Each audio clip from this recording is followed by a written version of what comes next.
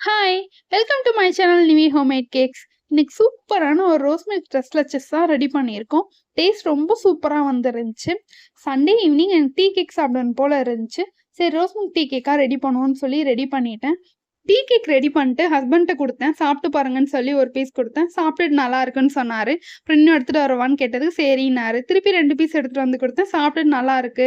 விட்டா நானே எல்லாத்தையும் காலி பண்ணிருவேன் அப்படின்னு சொன்னாரு. கேக் ரோஸ் மில்க் ஃப்ளேவர்லாம் சூப்பரா வந்திருக்குலங்க அப்டின்னேன். ஆமான்னு சொன்னாரு.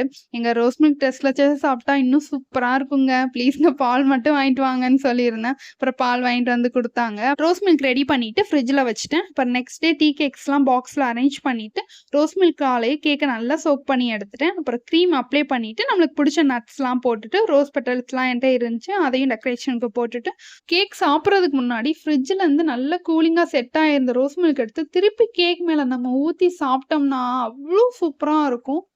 உங்களுக்கு ரோஸ் மில்க் பிடிக்கும்னா, கண்டிப்பா இந்த கேக் உங்களுக்கு பிடிக்கும். நீங்க ரோஸ் மில்க் குடிச்சா உங்களுக்கு என்ன ஃபீல் இருக்குமோ, இந்த கேக்க சாப்பிடும்போதே உங்களுக்கு அதே ஃபீல் தான் குடுக்கும். நல்ல ஜூஸியா இருந்துச்சு கேக் சாப்பிட.